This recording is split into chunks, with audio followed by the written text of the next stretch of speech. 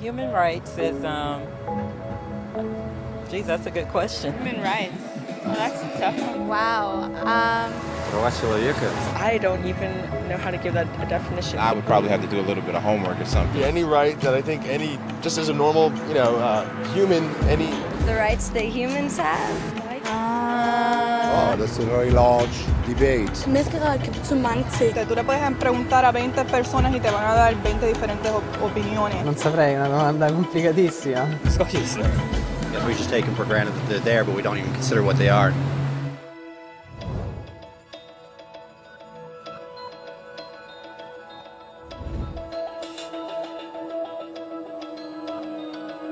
Los derechos humanos son los derechos que tienes simplemente por ser humano.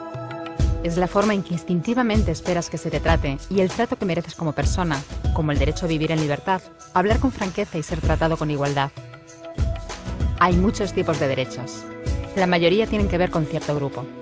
Pero los derechos humanos son los únicos que le corresponden absolutamente a todo el mundo en todas partes. Eso significa niños, gente mayor, pobres, jugadores de básquet, basureros, cantantes de rap, maestros, africanos, indios, albanos, cristianos, musulmanes, cabalistas, ateos, tu madre, tu padre, el vecino y tú. Todos tienen los mismos derechos humanos exactos. En otras palabras, son universales. Pero la cuestión sigue en pie. ¿Qué son? Name the human rights? What the human rights are? The right to live. Equality between all peoples. Right to religion, the right to... Is there supposed to be a list somewhere I should be aware of? De acuerdo con las Naciones Unidas, hay un total de 30 derechos humanos, que generalmente se agrupan y se llaman simplemente derechos humanos. Se enumeran en la Declaración Universal de los Derechos Humanos, que es el documento sobre el tema más aceptado en el mundo. Pero llevó mucho tiempo para que llegaran. Al principio no había derechos humanos. Si estabas con la gente adecuada, estabas a salvo. Si no, no lo estabas. Pero entonces Ciro el Grande decidió cambiar todo eso. Tras conquistar Babilonia, hizo algo completamente revolucionario.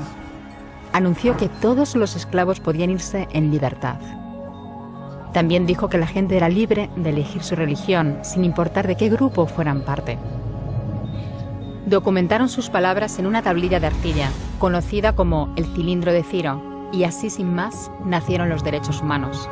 La idea se extendió rápidamente, hasta Grecia, la India y al final hasta Roma. Se dieron cuenta de que la gente seguía de forma natural ciertas leyes, incluso aunque no se les dijera que las siguieran. Llamaron a esto derecho natural, pero siguió siendo pisoteado por quienes se encontraban en el poder. No fue hasta 1000 años más tarde en Inglaterra donde finalmente hicieron que el rey estuviera de acuerdo en que nadie podía invalidar los derechos de la gente, ni siquiera un rey. Los derechos de la gente fueron finalmente reconocidos y estaban ahora a salvo de los que estaban en el poder. Hasta cierto punto. Todavía hizo falta que un grupo de rebeldes británicos declarara su independencia antes de que el rey entendiera que todos los hombres han sido creados iguales. Es decir, no es que a él le gustara la idea, sino que no pudo pararles, y así nació América.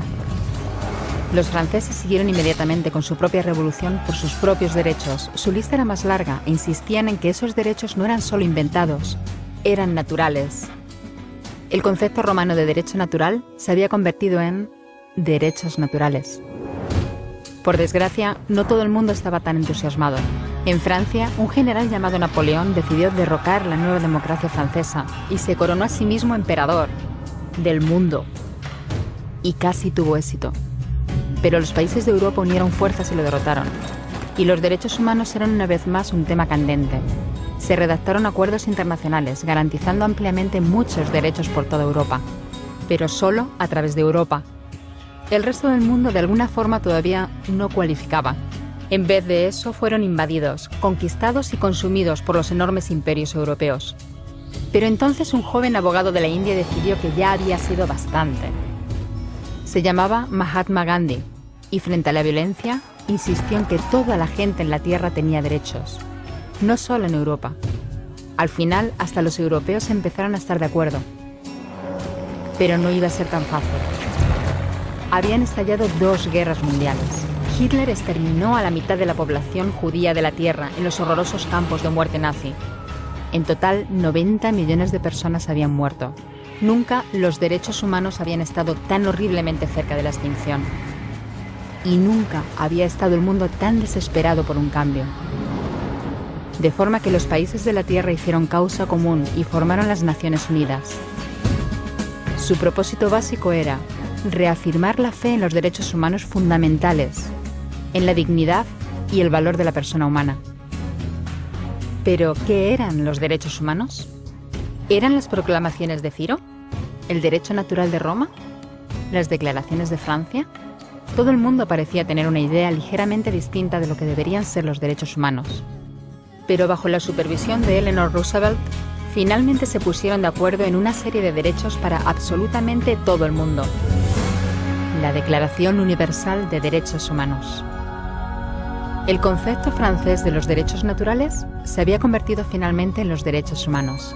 Así que, en resumen, al principio solo unos cuantos afortunados tenían derecho alguno, hasta que uno de ellos decidió, oye, otra gente también debería tener derechos, lo que fue estupendo, salvo que no todo el mundo estuvo de acuerdo. Y solo que llevó unos cuantos miles de años de lucha, declaraciones y más lucha hasta que finalmente todo el mundo estuvo de acuerdo en que los derechos humanos deberían ser para todos. Y vivieron felices y comieron perdices. Salvo que hay un pequeño problema. Si la gente tiene derecho a la comida y el cobijo, ¿por qué hay 16.000 niños muriendo de hambre cada día? 1 cada 5 segundos. Si la gente tiene libertad de expresión, ¿por qué hay miles de personas en prisión por hablar claro? Si la gente tiene derecho a la educación, ¿por qué hay más de 1.000 millones de adultos incapaces de leer? Si la esclavitud ha sido abolida verdaderamente, ¿por qué hay 27 millones de personas todavía esclavizadas hoy en día? Más del doble de las que había en el siglo XIX. El hecho es que, cuando se firmó, la Declaración Universal de los Derechos Humanos no tenía la fuerza de la ley. Era opcional. Y a pesar de muchos más documentos, convenciones, tratados y leyes, todavía es poco más que palabras en una página. Así que la cuestión es, ¿quién hará que esas palabras sean una realidad? Cuando el Dr. King se manifestó en pro de la igualdad racial, se estaba manifestando por los derechos que las Naciones Unidas habían garantizado hacía casi 2 décadas. Pero con todo, se manifestó. Cuando Nelson Mandela defendió la justicia social en la década de 1990, su país ya había estado de acuerdo en abolir esa discriminación desde hacía ya casi 40 años. Pero con todo, él luchó. Los que luchan hoy en día contra la tortura, la pobreza y la discriminación no son gigantes o superhéroes. Son gente, niños, madres, padres, maestros, individuos librepensadores que se niegan a quedarse callados, quienes se dan cuenta de que los derechos humanos no son una lección de historia, no son palabras en una página, no son discursos, ni anuncios, ni campañas de relaciones públicas. Son las elecciones que hacemos cada día como seres humanos. Son la responsabilidad que todos compartimos, de respetarnos mutuamente, ayudarnos y proteger a los necesitados. Como Eleanor Roosevelt dijo, ¿dónde empiezan después de todo los derechos humanos universales? En pequeños lugares cerca de casa, tan cerca y tan pequeños que no pueden verse en los mapas del mundo.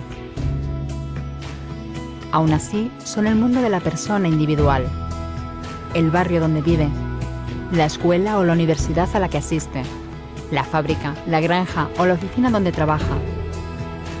Esos son los lugares donde cada hombre, mujer y niño buscan justicia igualitaria, igualdad de oportunidades, dignidad igualitaria sin discriminación. A menos que esos derechos tengan un significado ahí, tienen muy poco significado en cualquier otra parte.